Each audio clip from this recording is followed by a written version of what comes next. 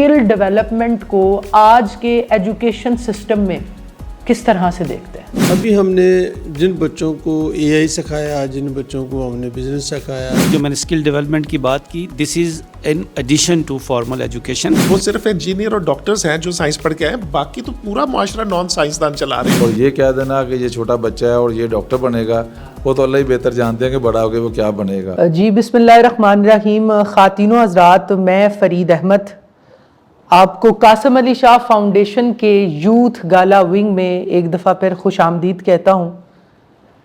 خواتین و حضرات، انسان انس سے نکلا ہے. محبت، الفت، رواداری، بھائی چارہ، اس کے خمیر میں قدرتی طور پر گوند دیا گیا ہے. اور جب انسان مخلوق خدا کی خدمت میں کمر بستہ ہوتا ہے تو وہ انسانیت کی معراج کو پا لیتا ہے. یوتھ گالا ونگ میں آج ہم نے ان تمام محسنین کو دعوت دی ہے کہ جو معاشرے کے اندر خدمت خلق کے جذبے سے سرشار اداروں کی سرپرستی کر رہے ہیں. آج ہمارے درمیان اگر میں خدمت کا ایک آسمان تخلیق کروں تو اس میں چاند کی مانند الخدمت فاؤنڈیشن ہمیں نظر آتی ہے. اس کی فرسٹ لیڈرشپ موجود ہے. اگر میں کھانا کھلانے کے اعتبار سے بات کروں تو ایک بہت بڑا نام اللہ والے ٹرسٹ، اس کی فرسٹ لیڈرشپ ہمارے درمیان موجود ہے. اگر میں یتیموں کی کفالت کی بات کروں تو ایک بہت بڑا نام آغوش، اس کی فرسٹ لیڈرشپ ہمارے درمیان موجود ہے. اور اس گلدستے میں بزنس کمیونٹی کے اندر ڈیولپمنٹ سیکٹر کی ریپرزنٹیشن کے لیے بھی ہمارے پاس ایک بہت بڑی شخصیت موجود ہے. اور آج ہم کوشش کریں گے ان تمام سوالوں کو ایڈریس کرنے کی جو کہ عوامی رائے پر منحصر ہوتے ہیں. اور چونکہ آج کا ہمارا موضوع جو ہے وہ این جی اوز کا کردار ایجوکیشن کے اعتبار سے اور ہیومن کیپٹل کے اعتبار سے کیا ہے، اور کس طرح سے این جی اوز اپنا ایک احسن کردار ادا کرتی ہیں ملک کی معیشت میں اور ملک کی فلاح اور بہبود میں. تو میں بلا تاخیر، بلا تمہید، میں سب سے پہلے اپنے پینلسٹ کا آپ سے تعارف کروانا چاہوں گا. ہمارے درمیان ڈاکٹر مشتاق مانگٹ صاحب موجود ہیں. آپ وائس پریزیڈنٹ ہیں الخدمت فاؤنڈیشن پاکستان کے. ہمارے درمیان اللہ والے ٹرسٹ کے چیئرمین شاہد لون صاحب موجود ہیں. ہمارے درمیان آغوش آرفن ایج کے ڈائریکٹر کرنل ریٹائر مبشر صاحب موجود ہیں. ہمارے درمیان فاؤنڈر چیئرمین آل پاکستان ٹوائز ٹریڈ ایسوسی ایشن اور فاؤنڈر چیئرمین ینگ ٹریڈرز ایسوسی ایشن میاں شہزاد اسلم صاحب یہاں موجود ہے. سر میں آپ تمام کو خوش آمدید کہتا ہوں. اور آغاز جو ہے وہ ہم کوشش کریں گے کہ ٹاپک تو اس طرح سے اگر میں دیکھوں تو روایتی ہے اور اس پر بہت ساری بات جو ہے وہ انٹرنیٹ پر بھی موجود ہے. لیکن اگر میں ڈاکٹر صاحب آپ سے یہ سوال کرنا چاہوں گا کہ ایک عوامی رائے ہے، اگر آپ ایجوکیشن کی بات کریں یا اگر آپ ہیومن کیپٹل کی بات کریں تو ایک عوامی رائے ہے کہ جب گورنمنٹ کی پالیسیز یا تو اپنا کام نہیں کرتی یا وہ پالیسیز اس طرح سے مؤثر انداز میں جو ہے وہ عام عوام کے لیے جو ہے وہ فائدہ مند ثابت نہیں ہوتی، تب این جی اوز جو ہے وہ صف اول پر آتی ہیں اور اپنا کردار ادا کرتی ہیں. آپ عوامی رائے کو کس طرح سے ایڈریس کریں گے؟ پہلے تو آپ کا بہت شکریہ کہ آپ نے بہت ہی اہم موضوع کے اوپر آج کے اس پروگرام کا انعقاد کیا. پہلی بات یہ ہے کہ بھی اگر صرف یہ کہا جائے کہ جب گورنمنٹ کام نہیں کرتی تو این جی او کو کرنا چاہیے، اور اگر گورنمنٹ کام کرتی ہے تو این جی او کو کام نہیں کرنا چاہیے. لیکن ہم دیکھتے ہیں کہ دنیا میں بہت سارے جو فلاحی ملک ہیں جہاں پر ہر طرح کی فیسلٹیز موجود ہیں، وہاں بھی ایک بہت بڑی تعداد کے اندر این جی او، جس کو ہم فلاحی ادارے کہتے ہیں، وہ سوشل ڈیولپمنٹ کے لیے کام کرتے ہیں اور ان کو انکرج کیا جاتا ہے، ان کو انرول کیا جاتا ہے اور ان کو پورے کے پورے اس کا لیگل فریم ورک جو ہے نا وہ موجود ہے. اس لیے یہ کہنا کہ جہاں گورنمنٹ کام کرے تو وہاں این جی او نہیں ہوگی، ایسا نہیں ہے. میں یہ سمجھتا ہوں کہ یہ جو فلاحی ادارے ہوتے ہیں یہ کسی بھی معاشرے کا ایک حسن ہوتے ہیں. اس کا ایک خوبصورت چہرہ ہوتے ہیں جہاں پہ لوگوں کے درمیان میں ان کے اندر ایک احساس پیدا ہوتا ہے. یہ صرف پیسے کا نہیں ہے کہ صرف مال سے ہی خدمت نہیں ہوتی. لوگ آتے ہیں اور جانوروں کی لائرس ان کے لیے قوانین کے لیے کام کرتے ہیں, اویئرنیس کے کام کرتے ہیں. تو میں یہ سمجھتا ہوں کہ یہ جو فلاحی ادارے ہیں, جیسے آپ نے این جی او کا نام دیا یا این پی او کا نام دیا, تو یہ وہ ادارے ہیں جو کسی بھی معاشرے کا حسن ہے. ہر آدمی کے اندر ایک خواہش ہوتی ہے کہ کوئی ایک اچھا کام کرے, باوجود اس کے کہ سرکار کر رہی ہے, اور وہ اپنے اطمینان کے لیے کرنا چاہتا ہے. تو اس کو ایک پلیٹ فارم چاہیے. اگر وہ پلیٹ فارم نہیں ہوگا تو انڈیویجولی وہ بہت سارا کام نہیں کر سکتا. تو میرے خیال کے اندر ہر ادارے میں, ہر معاشرے کے اندر این جی او کو اپنا کردار ادا کرنا چاہیے. ہاں, یہ بات درست ہے کہ جہاں پر بہت زیادہ حکومتی کے معاملات میں کمی ہو, وہاں پہ این جی او کی یا فلاحی اداروں کی ضرورت میں اضافہ ہو جاتا ہے. شاہد صاحب, میرا آپ کی خدمت میں ایک سوال ہے. پہلے تو آپ اس سوال کو ایڈریس کر دیں جو کہ ایک عوامی رائے ہے. چونکہ اس سیشن کے اندر جب ہم نے ایک ریسرچ کی, اور اگر میں اسی کمرے میں موجود ان تمام سٹاف کی رائے جو ہے وہ اس سے پہلے میں سیشن سے پہلے موجود تھا, تو میں نے ان سے پوچھا کہ آپ کے خیال میں این جی اوز کا کیا کردار ہے. تو ان کی بھی رائے کچھ اسی طرح سے ہی تھی. تو آپ اس رائے کو کس طرح سے ایڈریس کریں گے کہ کیا واقعی میں اگر حکومت کام نہ کر رہی ہو تو این جی اوز کو ایک بڑا پلیٹ فارم ملتا ہے, یا آپ اس رائے کو کیسے ایڈریس کریں گے؟ اچھا, پہلے تو بہت بہت شکریہ کہ آپ نے یہاں پہ آج انوائٹ کیا. دوسرا یہ ہے کہ جو پرسیپشن ہے یہ نان گورنمنٹل آرگنائزیشنس کی, یہ ٹرمینالوجی جو ہے یہ نان پروفٹ آرگنائزیشنس کے لیے بنی ہے. دیکھا جائے کوئی بھی ایسی آرگنائزیشن جو گورنمنٹ کی نہیں ہے, that is non governmental organisation. اچھا, اس زیادہ فیشن میں جو مجھے پتہ ہے یا میرا آئیڈیا ہے وہ یہ 80s میں یہ زیادہ پاپولر ہوئی جب انٹرنیشنل ڈونرز جو تھے وہ انہوں نے اس ملک کی طرف رخ کیا. اور میری رائے میں جو یہاں پر جو ایک طبقہ تھا جسے لیفٹسٹ کہتے تھے یا جو جنہیں سرخے بھی کہتے تھے, تو ایک ورلڈ وائڈ موو چلی رشیا کے ٹوٹنے کے بعد, جس میں کہ انہوں نے کہا کہ پہلے تو یہ کلر کو ڈیفیوز کیا جائے اور پھر ان بندوں کو کہیں اور انوالو کیا جائے. تو اس طرح سے یہ ون آف دی فیکٹر ہے, اس میں اور بھی بڑے فیکٹرز ہیں. تو اس میں یہ ہوا کہ جتنے آزاد خیال لوگ یا انسان دوست لوگ تھے جو مذہبی بنیاد پر تفرقہ نہیں مچاتے تھے اور انسان کو انسان سے بہتر نہیں سمجھتے تھے, ان لوگوں کو کہیں کھپانے کے لیے شروع ہوا. یہ ایک پرسیپشن یہ ہے. اچھا, اس میں پھر یہ ہوا کہ international NGOs donors تھے, پھر انٹرنیشنل این جی اوز تھی, پھر دھڑا دھڑ یہاں پر انہوں نے بندے ہائر کیے جو انسان دوست تھے, اور ان کو انہوں نے ان کے کلر چینج کیے, ان کو گرین ارتھ, گرین موومنٹ کا پارٹ بنایا انہوں نے. اچھا, ایک تو یہ پرسیپشن ہے. اچھا, اس سے پھر آگے یہ ہوا کہ گورنمنٹ کے امپلائیز جو ہیں جب انہوں نے دیکھا کہ اس میں بڑے پیسہ پمپ ہو رہا ہے تو وہ بھی آنا شروع ہو گیا, اور الٹیمیٹلی وہ جو تھا دھندلا ہو گیا وہ سارا سنیریو جو تھا. تو انٹرنیشنل جو تھا ایجنڈا وہ کچھ اور تھا. اس میں پھر جب لوکل پیسہ بہت آیا اور وہ ایجنڈا چینج ہونا شروع ہو گیا تو وہ پھر اس طرح ہوا. پھر اس میں عورتوں کی موومنٹ کو کیا گیا, پھر اس میں بڑے سارے پلیئرز آ گئے جنہوں نے کیا. تو اس کی وجہ سے کیا ہوا کہ شروع میں لوگوں کی پرسیپشن جو تھی وہ این جی اوز کے متعلق بدلنا شروع ہوئی. جو ہی گورنمنٹ کے امپلائیز نے اس میں اپنے بچے ڈالنا شروع کیے یا ڈیپوٹیشن پہ آنا شروع ہوئے, تو پہلے تو ٹھیک تھا. پہلے تو یہ تھا کہ انلائٹنڈ لوگ تھے, وہ لے کے چلے این جی او کی movement, so called N G O, جو جس کے متعلق اب لوگ خلاف ہیں. اچھا, جب وہ پیسے, جب گورنمنٹ کے امپلائیز بھی آنا شروع ہوئے اور بہت سارے اور لوگ بھی آ گئے جو لالچی تھے, انہوں نے اس کی شکل بدل دی. تو اس کی وجہ سے پھر اوور آل جو ہے لوگوں کے ذہن میں یہ بیٹھ گیا کہ یہ کوئی انٹرنیشنل پیسے ہوتے ہیں جو کہ یہاں پر آتے ہیں اور لوگ اس میں سے اسے ایکسپلائٹ کرتے ہیں اور گراؤنڈ پہ کام کم ہوتا ہے. اور یہ پرسیپشن ابھی تک ہے اور یہ کافی حد تک ٹھیک ہے. وہ کیوں ٹھیک ہے؟ کیونکہ باہر والا ادارہ پیسے دیتا ہے تو انٹرنیشنل این جی او پہلے اپنے سروس چارجز دیتی ہے, پھر وہ اسلام آباد بیس کسی این جی او کو پیسے دیتی ہے, وہ پھر اپنے پیسے کاٹتے ہیں, پھر وہ کمیونٹی بیسڈ آرگنائزیشنس کو پیسے دیتی ہے, پھر وہ اپنی تنہائی لیتی ہے. تو یہ سارے لوگ جو ہیں یہ اس میں سے سیلری ڈرا کرتے ہیں. اچھا, ہم ہو گئے, الخدمت ہو گیا, یا یہ اپنی ان کی طاہر القادری صاحب کی آرگنائزیشن ہوگی, اس میں بہت سارے لوگ جو اوپر کے لوگ ہیں یہ والنٹیئر ہیں اور یہ زیادہ تر پاکستانیوں کے ساتھ کام کرتے ہیں.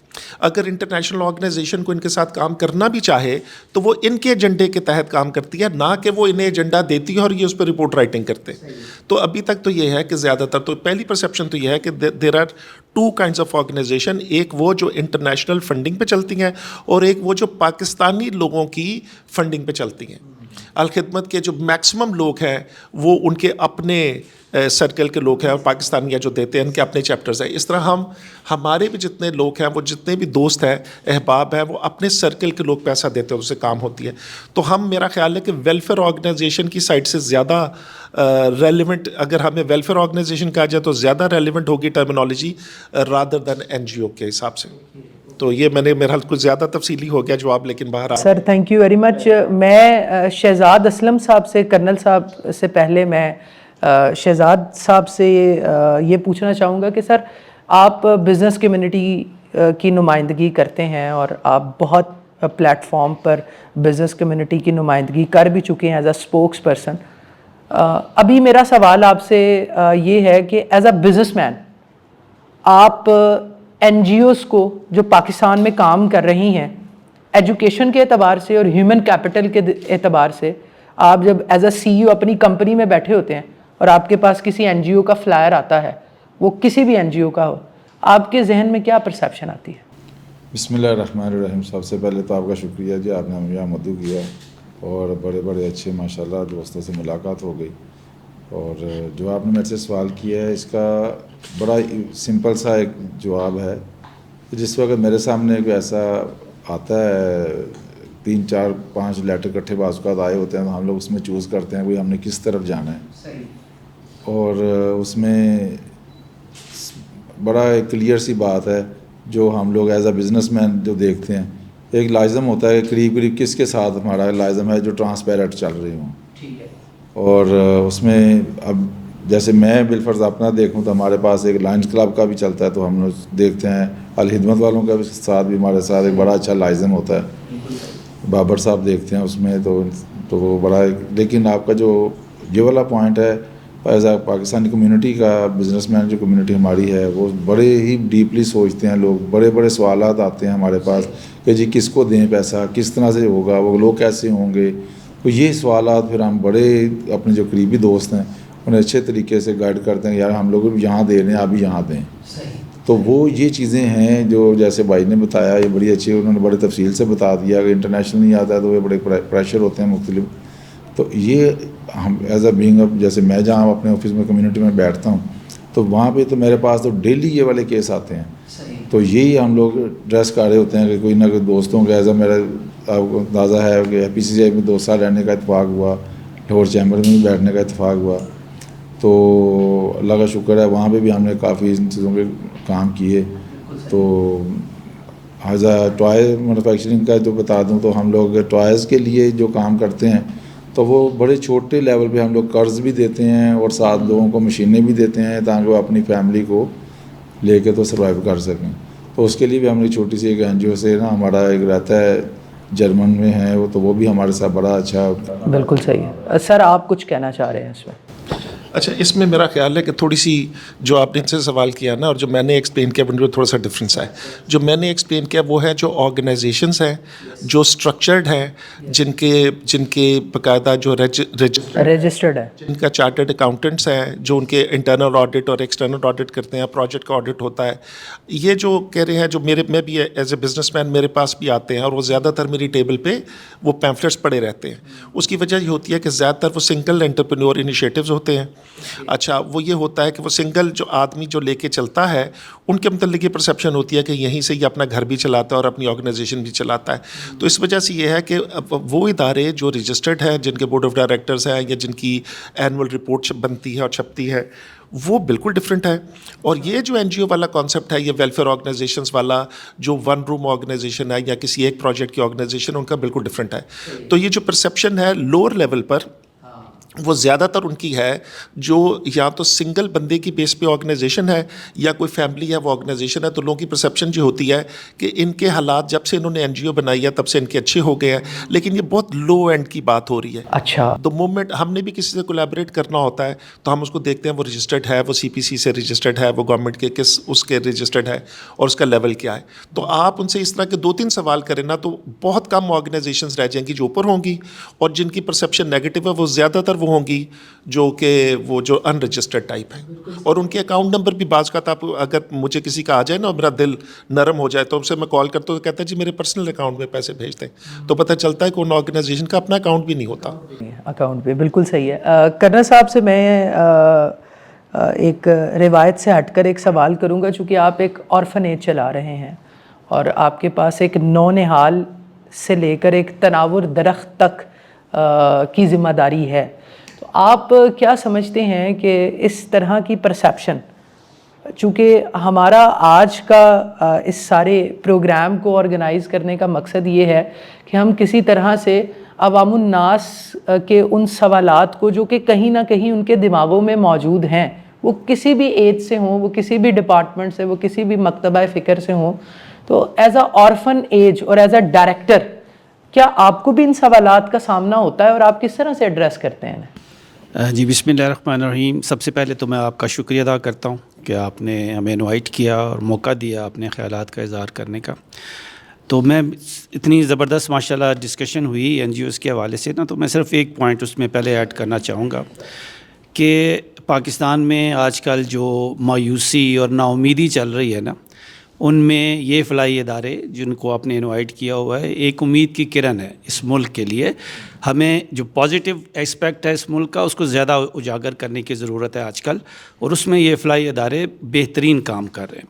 اچھا, ابھی میں I'm coming back to your question. Aghosh orphan care home الحمدللہ مناج ویلفیئر فاؤنڈیشن کا ایک فلیگ شپ پروجیکٹ ہے, اور ہم لوگ ایک ایجوکیشن بیسڈ آرفن ایج ہیں, اور پلے گروپ سے لے کے تو پی ایچ ڈی تک کی تعلیم الحمدللہ ان بچوں کو دی جاتی ہے, اور ان بچوں کو اڈاپٹ کیا جاتا ہے اپنے بچوں کی طرح. اور ہمارا جو سلوگن ہے وہ یہ ہے کہ we shall leave you never and we are family forever, کہ جو بچہ ایک دفعہ آغوش میں آ جاتا ہے وہ ایسے ہی ہے جیسے کہ ہمارا اپنا بچہ ہو. اس کی جاب پلیسمنٹ تک 3 سال کے بعد 4 سال کے بعد اگر جاب چھوٹ بھی جائے he can again fall back to us. بچیاں جو ہیں ان کی شادیوں تک ان کی سپورٹ جو ہے وہ آغوش کرتا ہے.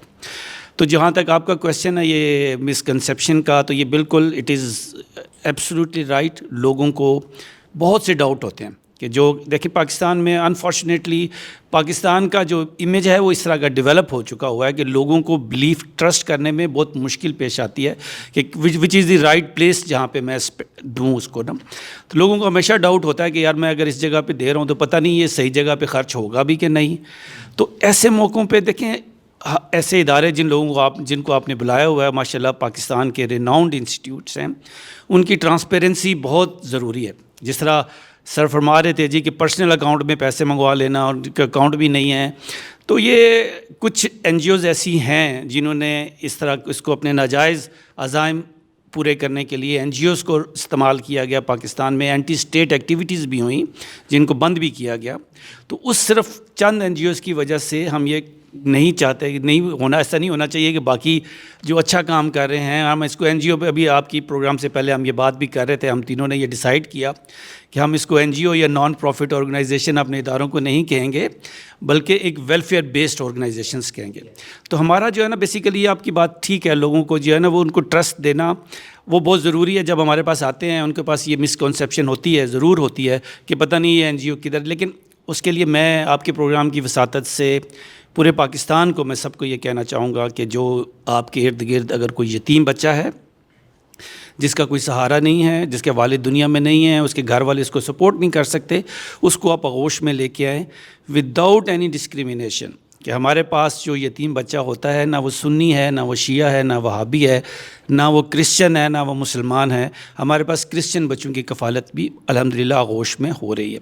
ہم لوگ کسی بھی ڈسکریمنیشن کے ذریعے یہ پیپلز پارٹی کا ہے, یہ نون لیگ کا ہے یا پی ٹی آئی کا ہے, اس کا کسی قسم کا کوئی ریسٹرکشن نہیں ہے. ہم ایک بچے کو اپنے بچوں کی طرح لے کے اس کو تعلیم دیتے ہیں, اس کو تربیت دیتے ہیں, اور اس قابل بناتے ہیں کہ وہ اس ملک کا ایک باعزت شہری بنے. اور الحمدللہ پچھلے 19 سالوں سے ہمارے سینکڑوں بچے ایسے ہیں. ابھی میں اس میں سے کچھ کو آپ کو بتانا چاہوں گا کہ ابھی 3 بچے ہمارے پاکستان آرمی میں کمیشن حاصل کیے ہوئے ہیں. ایک کیپٹن ہے, 2 لیفٹیننٹ ہیں. بے شمار بچوں کو بزنس اسٹیبلش کر کے دیا ہوا ہے. پاکستان کا کوئی محکمہ ایسا نہیں ہے جس میں ہمارا آغوش کا بچہ جو ہے اس وقت کام نہ کر رہا ہو. میڈ بھی Pakistan navy, Pakistan air force, وابڈا, education department, all government departments کے اندر الحمدللہ ہمارے بچے بڑے اچھے طریقے سے, احسن طریقے سے اپنے فرائض سارے انجام دے رہے ہیں. تو دوسرا جو ہے نا وہ سینگ از بلیونگ, کہ میں آپ لوگوں کو, جس کو بھی آپ کے پروگرام کی وساطت سے میں سب کو کہنا چاہوں گا جو ڈونیشن دینا چاہتے ہیں, جو ان یتیم بچوں کا سہارا بننا چاہتے ہیں یا غریب لوگوں کو سرپرستی کرنا چاہتے ہیں, وہ وزٹ کریں, اپنی آنکھوں سے دیکھیں اور پھر دیکھیں کہ واقعی یہ ادارہ یہ کام کر رہا ہے کہ نہیں کر رہا. تو میرے خیال میں ان کو ایک دفعہ آپ اگر سارے پروگرام کی وساطت سے میں کہوں گا کہ آپ آغوش کو وزٹ کریں, اخوت کو وزٹ کریں, خدمت کو وزٹ کریں, سب کو وزٹ کر کے دیکھیں کہ یہ انسانیت کی خدمت کا کتنا شاندار کام کر رہے ہیں. ڈاکٹر صاحب, ڈاکٹر مشتاق صاحب, ہم اگر اپنے ٹاپک کی بات کریں جس کے اندر ہم نے خاص طور پر تعلیم, ایجوکیشن کی جو بات کی اور پھر ہیومن کیپٹل کی بات کی, میں یہ سوال ایز اٹ از آپ کے خدمت میں رکھتا ہوں کہ این جی اوز کا کیا کردار ہے ایجوکیشن اور ہیومن کیپٹل کے اندر؟ یہ سوال کافی وسیع ہے اور کیونکہ آپ نے اسے فوکس صرف تعلیم پر کر دیا ہے. پاکستان میں اس وقت کو 3 لاکھ سے زائد جو ہیں وہ تعلیمی ادارے ہیں, جن میں مدارس بھی ہیں, باقی بھی سارا کچھ موجود ہے. ان میں سے ایک 40,000 سے زائد صرف مدارس ہیں جو 100% این جی او ہوتے ہیں, اور اس کے بعد کوئی 100 کے قریب ایسی یونیورسٹیز ہیں, پرائیویٹ یونیورسٹیز, جو ایچ سیلف ایک این جی او ہی چلاتی ہے. یہ قانون ان کا موجود ہے کہ اس میں وہ ویسے وہ فیملی چلا رہی ہوتی ہے, لیکن لا یہی ہے کہ وہ ایک این جی او کے طور پر رجسٹرڈ ہوگی, پھر وہ چلائے. تو اس طرح سے بے شمار سکولز ہیں. اگر میں اسکولوں کی مثال آپ کو دوں تو میں بڑی دیر سے غزالی ایجوکیشن ٹرسٹ سے وابستہ ہوں. آج کی تاریخ میں ان کا 1 لاکھ اسٹوڈنٹ ہے, 550 سکولز ہیں, اور 1998 سے ہم یہ کام کر رہے ہیں, یعنی 26 سال سے ہم یہ کام. اگر میں ریڈ فاؤنڈیشن کی بات کروں تو کشمیر کا سب سے بڑا ادارہ 1.5-2 لاکھ ان کے پاس بچے ہیں. کرسچن اسکول کی بات کریں تو اس میں لاہور کے اندر ٹرسٹ اسکول ہے, بہت ونڈرفل ایک اسکول ہے. اسی طرح سے اگر میں آپ منہاج یونیورسٹی کی بات کرتے ہیں تو یہ بھی ایک کوئی فار پرافٹ آرگنائزیشن نہیں ہے, اٹس اے نان پرافٹ. تو ایجوکیشن جو این جی اوز ہیں پرائمریلی یہ 2 ہی ایریا میں کام کرتے ہیں, زیادہ 3 کہہ لیں. ایک ایریا ان کا تعلیم و تربیت کا ہے, ایک ایریا صحت, اور تیسرا ایریا آپ اس کی خوراک کا کہہ سکتے ہیں. تو یہ 3 ایریاز کے اندر ہی یہ کام کرتے ہیں. اور میں یہ سمجھتا ہوں کہ اس وقت پاکستان کے اندر ان این جی اوز نے starting from an E D Karachi, یہ بھی کسی ایک شخص کے نے ہی بنائی ہے, اور کراچی کے اندر اور لاہور کے اندر بھی, اور اس کے بعد بھی بے شمار این جی اوز ہیں جنہوں نے تعلیم کے اندر بہت اچھے کام کیا. اگر آپ کو موقع ملے تو یہ علی گڑھ اسکول جو مانگے میں ہے, بڑا پرانا اسکول ہے اور کئی مربع جگہ ہے ان کے پاس, ہاسٹل ہے. تو یہ ایک بہت بڑا کردار تو این جی او کا موجود ہے. لیکن یہ آپ جو میں بات کرنا چاہتا ہوں یہ ہے کہ ہم جتنی مرضی این جی او اکٹھی کر لیں, آپ ان سب کا ٹوٹل کر لیں تو سرکار کے ضلع کے ٹوٹل کے برابر بھی نہیں ہوتا. یعنی ہم سارے اسپتال اکٹھے کر لینا تو جو میں اسپتال کا یا جنرل اسپتال کا یا اس کا بجٹ ہوگا تو وہ ہمارے بجٹ سے کہیں زیادہ ہوگا. جو کام اسٹیٹ کے ہیں وہ اسٹیٹ کے ہیں, تعلیم ذمہ داری اسٹیٹ کی ہے. این جی او کمپلیمنٹ کر سکتی ہے, تھوڑا بہت اسسٹ کر سکتی ہے, لیکن این جی او سے یہ توقع کرنا کہ بھی ان کی جگہ کے اوپر آپ پورا کام کریں, یہ ممکنات میں سے نہیں ہے. لیکن اب انہوں نے یہ کام چھوڑنا شروع کر دیا. اب انہوں نے کہا ہے کہ جی آپ اسکول بھی لے لیں, ہم سے نہیں چلتے. کون کسی کو اپنا گھر دیتا ہے جب اس سے نہیں چلتا؟ تو انہوں نے پنجاب ایجوکیشن انڈومنٹ فنڈ کے تحت بے شمار اسکولز ابھی بھی دیے ہیں, ابھی بھی اشتہار ہیں, پہلے بھی دیے ہیں. اسی طرح سے انہوں نے اب ہاسپٹلس کے اندر بھی ایک پرائیویٹائزیشنس کا کام شروع کیا کہ ہاسپٹل بھی پرائیویٹ چلا لیں. انڈس نے بہت سارے اسپتال لاہور کے اندر چلائے. اسی طرح سے خوراک کے اندر کی بہت ساری چیزیں ہیں کہ جی این جی اوز کو کہا جاتا ہے آپ آگے ہیں لوگوں کے لیے کام کریں. میں اس پہ ہوں کہ اسٹیٹ کا نعم البدل این جی او نہیں ہے. این جی او ایک بہت چھوٹے لیول پہ کام کرتے ہیں. آپ نے صبح سے لے کر شام تک جتنا ٹیکس دیا ہے نا مختلف چیزوں پہ، اپنے ٹوتھ برش سے لے کر اب تک، اتنا آپ نے ایک دن کے اندر کبھی بھی کسی این جی او کو ڈونیشن نہیں دی. ہم میں سے ہر آدمی کروڑوں روپے دیتا ہے اور وہاں تو کمپلشن ہے، لیکن ہم اپنی میں کیلکولیٹ کروں کہ کتنا ہم ٹیکس دیتے ہیں اور کتنی ڈونیشن دیتے ہیں، درمیان میں کوئی ریشیو نہیں بنتی. اس لیے جو سرکار کے وسائل ہوتے ہیں وہ این جی او کے وسائل نہیں ہو سکتے. این جی او حسن ہے، خوبصورتی ہے، کچھ لوگوں نے اپنے نیکی کرنی ہوتی ہے، ان کے لیے پلیٹ فارم ہے، کام بہت کر رہے ہیں. لیکن یہ این جی او، صرف این جی او سے 2.60 کروڑ بچے واپس اسکولوں میں نہیں آ سکتے جب تک کہ حکومت پاکستان اس کو اپنی فرسٹ ترجیح نہ بنائے. صحیح ہے. شاہد صاحب، بلا تاخیر بلا تمہید ڈاکٹر صاحب نے ایک بڑی زبردست گراؤنڈ جو ہے وہ ہمیں دے دی ہے. Over to you sir. اس دفعہ ہم نے جو پیف نے، جو پنجاب ایجوکیشن فاؤنڈیشن نے جو اسکول آفر کیا اس میں سے ہم نے بھی لیے ہیں. ہمارے ہاں یعنی اپلائی کیے ہوئے ہیں تو انشاءاللہ وہ مل جائیں گے ہمیں. میں بالکل ڈاکٹر صاحب سے متفق ہوں کہ جو گورنمنٹ کا کام ہے وہ گورنمنٹ کو کرنا چاہیے، لیکن ہمارے ہاں یہ ہوا ہے کہ اب آ کے گورنمنٹ کے اداروں نے، انہوں نے تو شاید اتنا نہیں مانا جتنا پولیٹیکل جو ہے لوگوں نے مان لیا ہے کہ یہ مینیج نہیں ہو پا رہے ان سے پورا ملک ہی مینیج نہیں ہو پا رہا.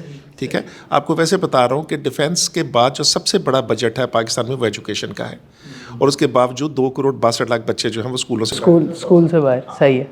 اب اگر آپ دیکھو کہ اگر ان کے لیے صرف اسکول بنانے ہوں تو آلموسٹ 75,000 سے زیادہ اسکول چاہیے، جو کہ فی الحال پاسبل نہیں ہے.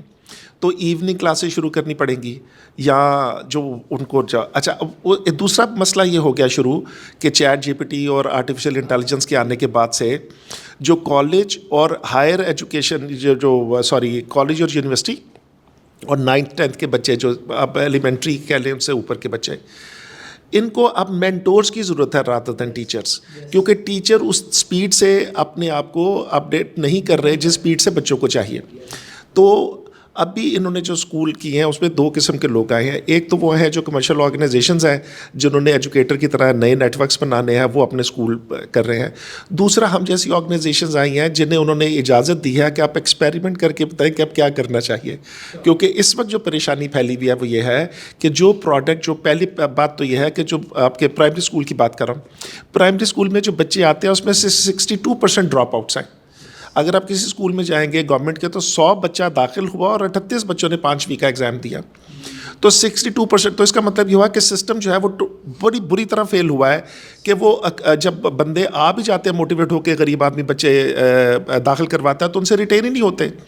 اچھا، اب یہ جو ہے یہ ایک اس طرح کا فنومینا ہے جس میں میرا ذاتی خیال یہ ہے کہ ہم جیسے لوگوں کا جو ویلفیئر میں کام کرتے ہیں، ہم سب کو اسٹیپ ان ہونا پڑے گا اور اپنے ماڈل ایکسپیریمنٹ کرنے پڑیں گے.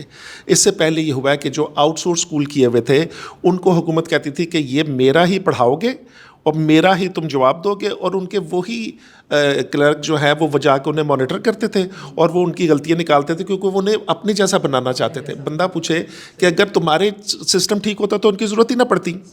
اس دفعہ جو میری منسٹر صاحب سے بات ہوئی ہے، جو سیکٹری ایجوکیشن سے بات ہوئی، میں انہوں نے کہا جی اگر تو آپ ہمیں فری ہینڈ دیں گے کہ ہم اس پہ ایکسپیریمنٹ کریں کسی قسم کا بھی، جس پہ میری ٹیم لگی ہوئی آج کل، کہ ہم اس پہ کوئی بھی نئی چیز کرنا چاہتے، تو انہوں نے مجھے کہا جی آپ کو فری ہینڈ ہے، آپ جو آپ چاہیں آپ ہمیں بتا دیں اور آپ اس پہ امپلیمنٹ کر کے دیکھیں. تو اب یہ ہے کہ یہ میں ڈاکٹر صاحب کی بات کو ہی آگے بڑھاؤں گا. ہمارا کام ہے سیمپل بنانا، اس کو ایگزیکیوٹ کرنا اور اس کو سکسیسفل کر کے حکومت کو ہینڈ اوور کرنا. اگر حکومت چاہے تو وہ ماڈل آگے کنٹینیو کر جائے، جس طرح اسکول میل پروگرام میں بھی ہم نے یہ کیا کہ پہلے ہم فری کھلاتے رہے، پھر ہم نے حکومت کو کہا کہ ذرا اس پہ ہاتھ پکڑیں، یہ رزلٹس آگے ہیں، اس کے بعد 50% پہ لائے، ابھی ہم انہیں 25% پہ لے کر آئے ہیں. تو اب وہ موومنٹ جو ہے وہ پورے شروع ہو گئی ہے. اب ان کو سمجھ میں آئی ہے کہ اگر $1 انویسٹ کریں تو $9 کا اس کے سوشل اور اکنامک بینیفٹس ہوتے ہیں. تو یہ جو این جی اوز ہیں یہ بالکل یہ صحیح کہہ رہے ہیں، وہ پورا ملک کور نہیں کر سکتی، بٹ وہ ایک سکسیس سٹوری اور ایک ماڈل جنریٹ کر سکتے ہیں جو بعد میں ریپلیکیٹ ہو. بالکل صحیح ہے. اوور ٹو یو شہزاد صاحب. چونکہ آپ ایف پی سی سی آئی کو اور Lahore chamber of commerce and industry کو بھی ایڈریس کرتے ہیں، تو بزنس کمیونٹی کے اندر بھی جو لیڈرشپ ہوتی ہے وہ گورنمنٹ کو پالیسیز دے رہی ہوتی ہے بہرحال. تو ایجوکیشن کے اعتبار سے ابھی اگر LCCI کی بات کریں یا FPCCI کی بات کریں یا بزنس کمیونٹی کی بات کریں تو آپ ایجوکیشن کو کس طرح سے دیکھتے ہیں؟ گورنمنٹ کا جو ادارہ ہے ایجوکیشن پر اس کے کام کو کس نظر سے دیکھتے ہیں اور آپ کی کیا پالیسیز ہیں؟ جی بالکل جی، پہلے لاہور چیمبر آف کامرس میں آج سے 5-7 سال پہلے کوئی کمیٹی نہیں ہوتی تھی. اب پچھلے کچھ عرصے میں کافی زیادہ کمیٹیاں ایجوکیشن کے اوپر بنی ہیں اور اس کے اوپر ہمارے جو اس وقت پریزیڈنٹ صاحب ہیں کاشف اکمر صاحب، انہوں نے کافی اچھا انیشیٹو لیا ہوا ہے اور انہوں نے کافی اسکولوں کے ساتھ MOU سائن کیے ہیں، یونیورسٹیز کے ساتھ MOU سائن کیے ہیں اور اس کے ساتھ ہیلتھ کے اوپر بھی بڑا انہوں نے کام کیا ہے اس کے ساتھ ہی. اور آپ کا جو یہ ایجوکیشن کا جو سوال ہے اس کے اوپر میرے نزدیک دیکھیں، ایجوکیشن ایک بیسک ہر بچے کی نیڈ ہے اور وہ جو سب بچوں کی جو نیڈ ہے یہ بڑی کلیئر سی بات ہے. پاکستان میں سسٹم ایک ہونا چاہیے ایجوکیشن کا. جو ہمارے کسی اسکول میں کچھ پڑھایا جاتا ہے، یہ پہلے بھی 1-2 مرتبہ میری بھی بات ہوئی منسٹر صاحب سے، تو میں نے انہیں بھی کہا کہ ہمارے اسکولوں کے اندر 3-4 لیول کے نا ایجوکیشن پڑھاتے ہیں. کسی اسکول میں چلے جائیں وہ کوئی سسٹم لے کے بیٹھا ہوا ہے، کسی میں چلے جیسے بھائی نے کہا یہ سسٹم خدارہ ایک کریں تو پاکستان میں لوگوں کو ہمارے جو بچے ہیں سبھی کا لیول جو ہوگا وہ ایک ہوگا. تو جو بکس ہیں ان کے اندر بڑے مسائل ہیں، جیسے آپ نے بھی میڈیا میں دیکھا ہے کہ کبھی کوئی شارٹ ہوا ہوتا ہے، کلمہ کبھی کچھ کر دیتے ہیں، وہ بڑی لمبی ڈبیٹ ہے. تو وہ بھی تھوڑا آپ نے خیال کرنا ہے کسی وقت، وہ اس پہ بھی رکھیے گا ضرور. کرنل صاحب، آپ اس ساری صورتحال کو اسپیشلی اگر ہم ایجوکیشن کی بات کریں تو چونکہ آپ نے کہا کہ آپ کے پاس پرائمری سے PhD تک کے بچے جو ہے وہ تعلیم حاصل کرتے ہیں، تو ظاہر ہے مسائل تو اپنی جگہ موجود ہیں. تو آپ نے چونکہ بتایا کہ ہمارے پاس ایک بڑا اچھا ایجوکیشن سسٹم ہے، تو آپ کا ایجوکیشن سسٹم ان مسائل سے کس طرح سے مختلف ہے؟ جی میں سب سے پہلے تو آپ کو بتاؤں الحمدللہ منہاج القرآن جو ہے سب سے زیادہ جس فیلڈ میں کام کر رہا ہے نا وہ ایجوکیشن ہے. ایجوکیشن کے حوالے سے پورے پاکستان میں ہمارے کوئی 650 کے قریب سکولز ہیں پورے پاکستان میں. اور آپ کو یہ سن کے حیرانی ہوگی کہ اس دور میں بھی ہمارے ان سکول کی فیس جو ہے وہ 80 روپے سے 120 روپے تک بھی ہے. ایسے فار فلنگ ایریاز بھی ہیں جہاں پہ کوئی سکول نہیں ہے، وہاں پہ آپ کو منہاج ماڈل سکول ملیں گے جو صرف 80 روپے کی ایک بہت معمولی سی رقم میں شاندار قسم کی تعلیم ان بچوں کو دے رہے ہیں. اچھا، دوسری بات آپ کا جو ہیومن کیپٹل کے حوالے سے ہے، وہ پاکستان اس حوالے سے بڑا خوش قسمت ملک ہے کہ ایک بہت بڑی تعداد اوور 60% آف یور پاپولیشن جو ہے وہ 35 ایئرز اینڈ بلو ہے. تو ایک بہت بڑا پوٹینشیل ہے پوری دنیا میں بی we are among top 3 countries کہ جن کے پاس اتنا بڑا ہیومن فورس موجود ہے جو کام کر سکتی ہے. یہ جوان لوگ ہیں نا، 35 سال سے کم عمر والے بچے. تو میں جو ہے منہاج القرآن کے حوالے سے آپ کو بتاؤں، اس حوالے سے بہترین کام کیا جا رہا ہے. اس کے علاوہ ہمارے اپنی جو ہے وہ کچھ ہم لوگوں نے فرینچائزز بنائی ہوئی ہیں. لورل ہومز کے نام سے ایک بہت زبردست پروجیکٹ ہے منہاج میں جو چل رہا ہے. پھر آغوش کے پورے پاکستان میں 4 کیمپسز ہیں اس وقت، لاہور، کراچی، سیالکوٹ اینڈ جہلم. لیکن ایک میرے بڑا کنسرن جو ہے، میں just adding on to the جو ہمارے اس پینل نے جو بات کی اس میں ہیومن کیپٹل کے حوالے سے نا آج کل جو کام ہو رہا ہے انفارچونیٹلی وہ ٹریڈیشنل ایجوکیشن کے اوپر ہی ہو رہا ہے، جبکہ ہمیں we are not keeping our pace جو کہ آج کل زمانے میں ہونی چاہیے. مطلب آج کل تو بہت زیادہ ایونیوز ہیں نا کہ آپ بچوں میں آرٹس کی اس کی اسکلز کیسے ان کی امپروو کر سکتے ہیں، جس میں ابھی آپ دیکھیں جی آن لائن کے اوپر بچوں کی ارننگ ہے بے شمار بچوں کی. ہم نے منہاج میں اپنے آغوش کے اندر اپنی بچیوں کے لیے خاص طور پہ ہم نے آن لائن ارننگ پروگرام کے لیے ایک IT کمپنی کے ساتھ، پینٹا اسکواڈ کا نام ہے ان کے ساتھ ہم نے سیٹ اپ کیا ہوا ہے، ان کے ساتھ MOU سائن کیا ہوا ہے.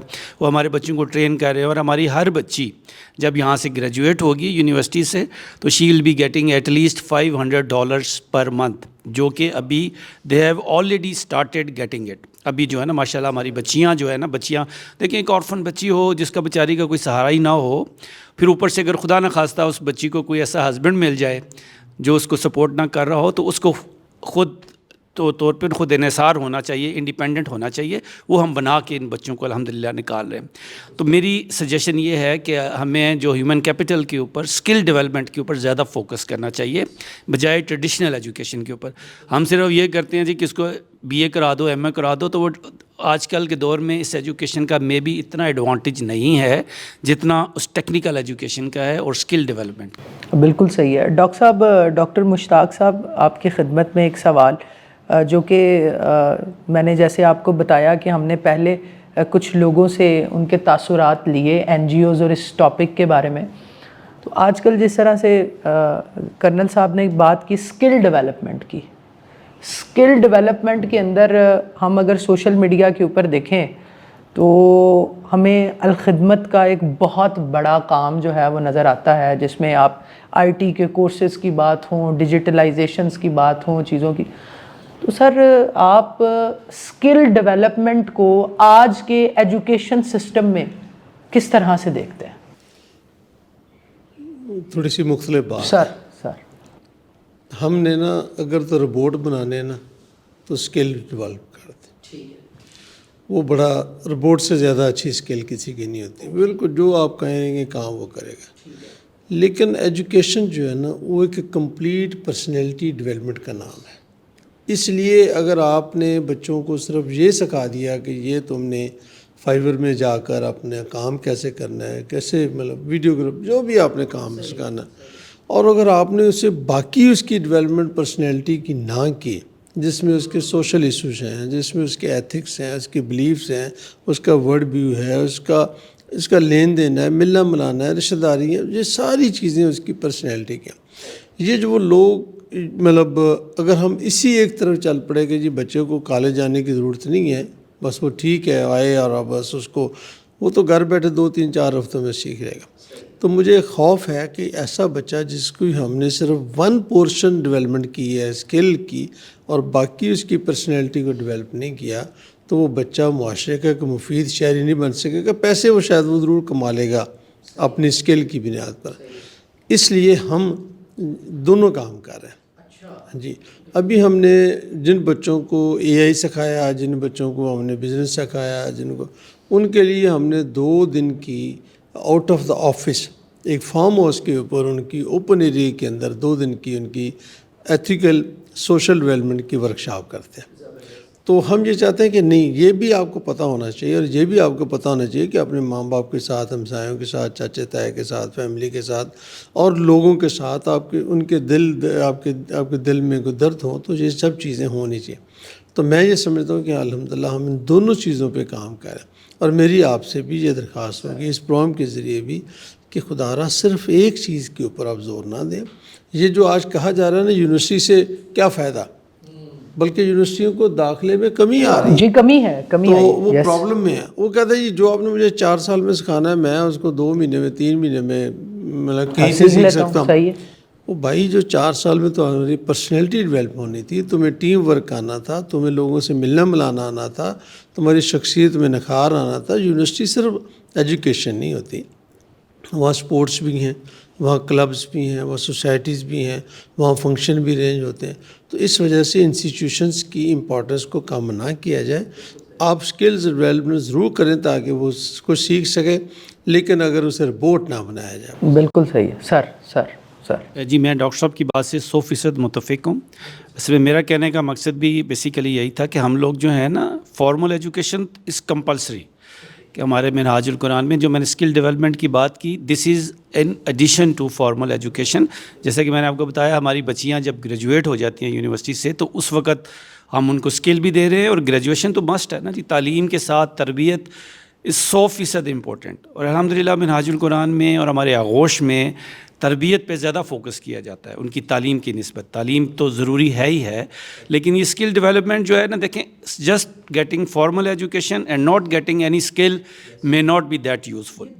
دونوں چیزیں جو ہیں ان کو ساتھ لے کے چلیں. بالکل صحیح. اچھا شاہد صاحب, میں اسی حوالے سے ایک سوال آپ کی خدمت میں عرض کروں گا کہ پاکستان کے اندر اگر آپ ایک بچے کی پیدائش سے لے کر اس کی جو پرائمری ایجوکیشن ہے, سیکنڈری ایجوکیشن ہے, اس کے اندر ایک سٹگما میں اس کو کہوں گا کہ جب وہ بچہ پیدا ہوتا ہے تو پھپھی تائی چاچی ماسی بتا دیتی ہے تو شکلوں ہی ڈاکٹر ہے تو شکلوں ہی انجینئر ہے. وہ ایک پرسیپشن جو ہے وہ بچہ ان نصاب کی طرف یا ان ڈومینز یا ان فیلڈز کی طرف آ ہی نہیں پا رہا ہوتا کہ جو وہ واقعی ہی میں کرنا چاہتا ہے, اور وہ اسی ایک پرسیپشن کو جو اس کے پیرنٹس سے اس کو ملی ہوتی ہے وہ اسی سے ہی آگے آ رہا ہوتا ہے. اور اگر میں آج ڈیجیٹلائزیشن اور اسکل ڈیولپمنٹ کی بات کروں, آج ہر ماں باپ جو ہے وہ اپنے بچے کو اسی طرف لے کر آنا چاہتا ہے, چونکہ وہ روشنی کا سامان ہی اس کو سمجھ رہا ہے کہ بھائی ہم آئی ٹی کی طرف آ جائیں, چیزوں کی طرف آ جائیں. تو آپ اس بچے کی اس تھاٹ پروسیس پر کیا کمنٹ کریں گے, اور پھر اس ماں باپ جو اس کے تھاٹ پروسیس کو آپ کیسے ایڈریس کریں گے, اور ان کے لیے کوئی پیغام آپ اس پلیٹ فارم سے دینا چاہیں؟ دیکھیں, آپ نے خود ہی آئیڈینٹیفائی کر دیا کہ پرابلم یہ ہے کہ آپ تو بھی چھوٹے ہو. ہم جب پیدا ہوئے تھے تب بھی جو تھا وہ یہ کہا جاتا تھا کہ جی میرا بچہ کمزور ہے تو میں نے آرٹس میں ڈال دیا ہے. اب یہ کہنے کی ضرورت, صحیح ہے, انٹیلیجنٹ ہے, اس کو سائنس میں ڈالنا. تو جو لوور مڈل کلاس جو تھی نا, یا مڈل کلاس, اس کے ذہن میں ڈفرینٹ پری کنسیوڈ نوشنس تھے یا پری کنسیوڈ کانسیپٹس تھے. وہ کہاں سے چلے مجھے نہیں پتا, لیکن یہ چلتے رہے.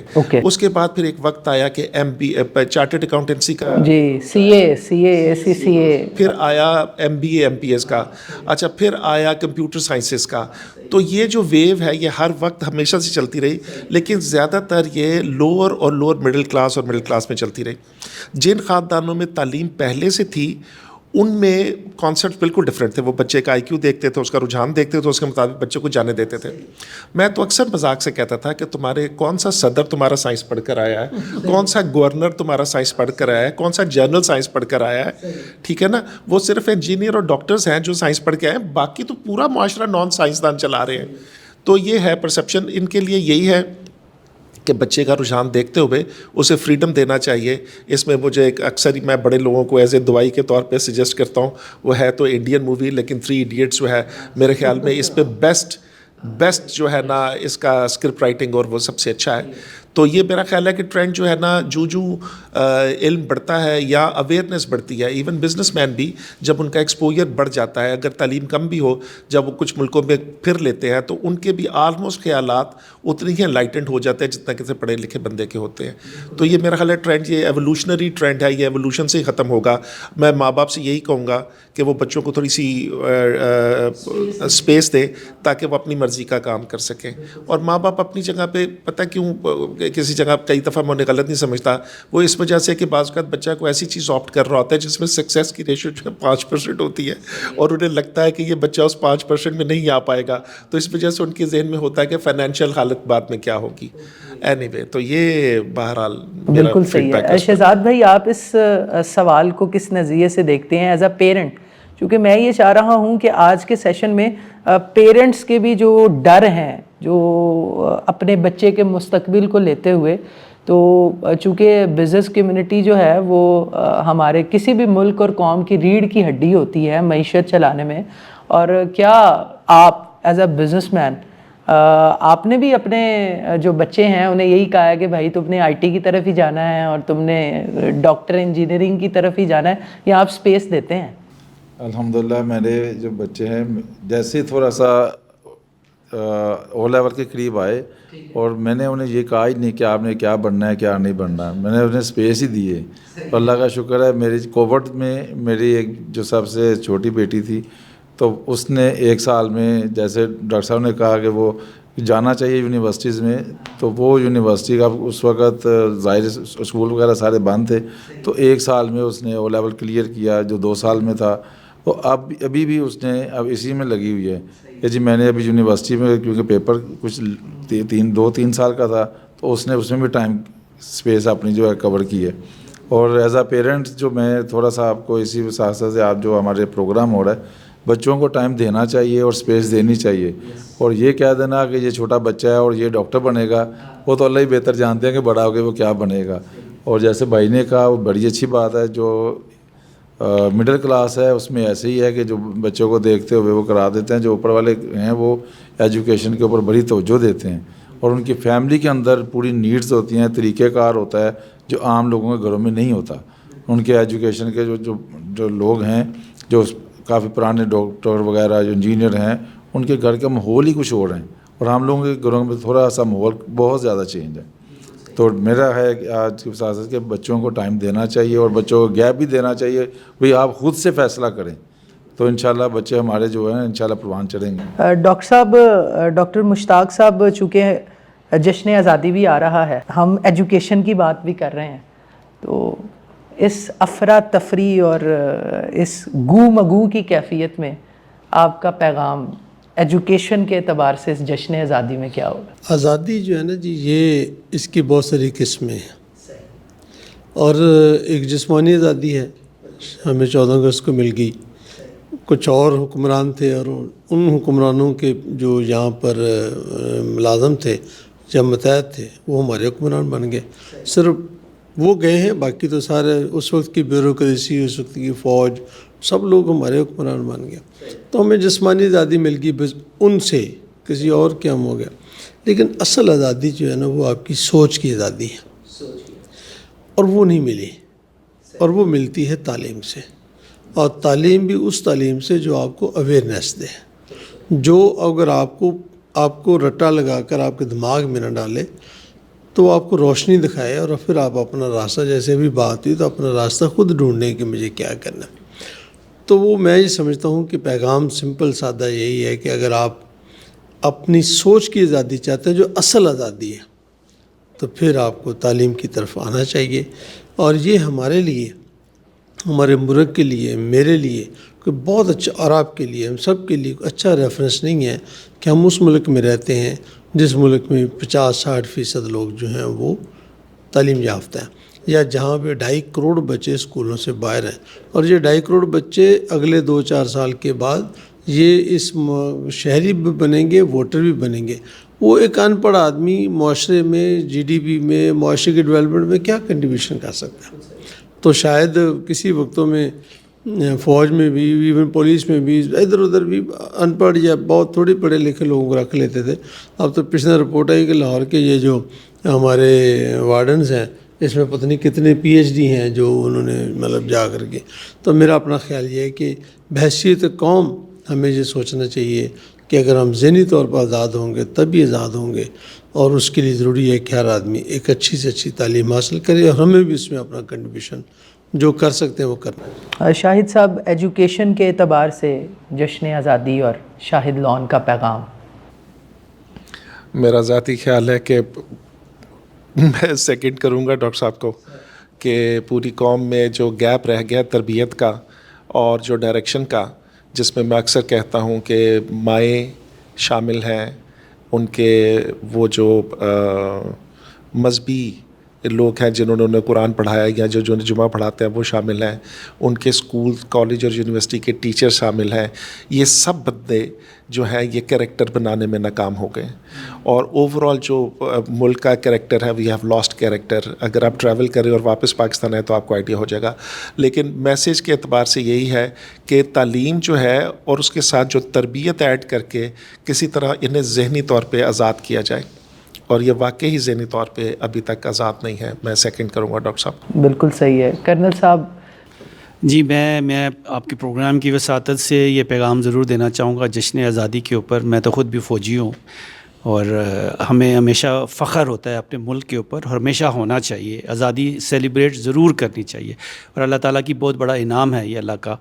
تو لیکن چونکہ میں ابھی کسی ایسے فلائی ادارے سے اور آغوش سے وابستہ ہوں جہاں پہ یتیم بچوں کی کفالت ہوتی ہے. اصولاً تو دیکھیں، یتیموں کی کفالت اسٹیٹ کی ذمہ داری ہے. اگر ایک بچہ یتیم ہو گیا ہے، اس کے گھر والے اس کو سپورٹ نہیں کر سکتے، تو اسٹیٹ شوڈ کم ہیڈ. لیکن بدقسمتی سے یہ ان اداروں کی ذمہ داری بن گئی، پاکستان میں ان چند اداروں کی ذمہ داری بن گئی. تو جہاں پہ ہم آزادی اپنی سیلیبریٹ کر رہے ہیں، وہاں پہ ہم اپنے بچوں کو جس طرح تعلیم کے لیے فوکسڈ ہوتے ہیں، پریشان ہوتے ہیں کہ جی اس کی کیسے ایجوکیشن ہوگی، تو ہمیں ان انڈر پریولیجڈ اور آرفن بچوں کا بھی اس موقع پہ ضرور خیال رکھنا چاہیے. اور ہمیں سب کو مل کے ایسے بچوں کو 4.2 ملین آرفن بچے پاکستان میں اس وقت ہیں who are waiting for some supporter और सम डोनर के जो उसको सपोर्ट कर सके फॉर हिज एजुकेशन। अब मैं 4.2 मिलियन सिर्फ वो ऑर्फन बच्चों की बात कर रहा हूँ मैं, जो डॉक्टर साहब ने फरमाया 2.5 करोड़ बच्चे स्कूल से भी बाहर हैं, लेकिन ये वो ऑर्फन बच्चे हैं जिनकी मदद ना की गई तो वो बेचारे स्कूल में जा ही नहीं सकते। तो हमें इन बच्चों को ख़ास तौर पे ज़हन में रखना चाहिए। अपनी आज़ादी की सेलिब्रेशन में इन बच्चों का आइए मिल के हमारे इन इदारों का साथ दें और इन बच्चों को सपोर्ट करें। शहजाद भाई, ओवर टू यू। जश्न आज़ादी बिज़नेस कम्युनिटी की नुमाइंदगी करते हुए क्या पैगाम देंगे? जी, सबसे पहले तो मुझे इतनी हैरानगी होती है जो 14 अगस्त जैसे करीब आती है और बाजे बजाना और ये चीज़ें मेरी समझ से बाहर है आज तक कि ये हम लोगों ने काफ़ी प्रोटेस्ट भी किया कि कौन लोग हैं जो इन्हें बताते हैं कि ये बाजे बजाना है और मार रोड पे आ जाना है। तो आपके इस प्रोग्राम के साथ से मैं ये कहना चाहता हूँ कि कम से कम खुदारा जो भी इसके पीछे है उसे रोकना चाहिए और हम लोगों ने रोकना है। मिल के रोकेंगे तो इंशाल्लाह वो ज़रूर रुकेंगे। ये कोई नहीं है तरीका कि मोटरसाइकिल निकाल लें और बाजें बजाएं और इस तरह से हम लोग जश्न मनाना, ये कोई जश्न नहीं है। आज़ादी, बड़ी अच्छी बात की भाई ने कि आज़ादी, हम आज़ाद हुए हैं और आज़ादी बहुत बड़ी नेमत है, इस नेमत का शुक्र अदा करना चाहिए। बिल्कुल सही है। ख़ातिनों हज़रात, इस पैगाम के साथ मैं आज के इस पैनल डिस्कशन को क्लोज़ करूँगा, चूँकि हमने आज 3-4 पर्सपेक्टिव्स में बात की। हमने NGOs के काम की बात की, हमने उस अवामी राय को एड्रेस करने की कोशिश की, हमने तालीम की बात की, और जहाँ हमने प्रॉब्लम्स की बात की वहाँ हमने सल्यूशंस की भी बात की। तो यकीनन अंधेरा ज़्यादा है, यकीनन मायूसी ज़्यादा है, लेकिन उस मायूसी में रोशनी की किरण और चिराग की मानद ये लोग और ये इदारे मौजूद हैं। भरपूर साथ दीजिए और आपके साथ से ही इन इदारों का काम वाबस्ता है। और देखिए, मैंने अक्सर जो है वो जितने हमारे फॉरेन फ्रेंड्स हैं या बाहर के लोग हैं उनसे पूछा कि पाकिस्तान की कोई चीज़ जो कि शोकेस हो सकती है, जो कि पाकिस्तान की नुमाइंदगी कर सकती है, तो उसके अंदर लोगों का ख्याल ये है कि आपका जो डेवलपमेंट सेक्टर है, आपके जो फलाही इदारे हैं वो और उनका काम और उनका सिस्टम वो हमारे लिए भी मशअल राह हैं। तो इस उम्मीद के साथ जश्न आज़ादी भी है कि दरीचा बेसदा कोई नहीं है, अगरचे बोलता कोई नहीं है, रुकूं तो मंजिलें ही मंजिलें हैं, चलूँ तो रास्ता कोई नहीं है, और खुली हैं खिड़कियां हर घर की लेकिन गली में झांकता कोई नहीं है। आप तमाम की समातों का बहुत शुक्रिया।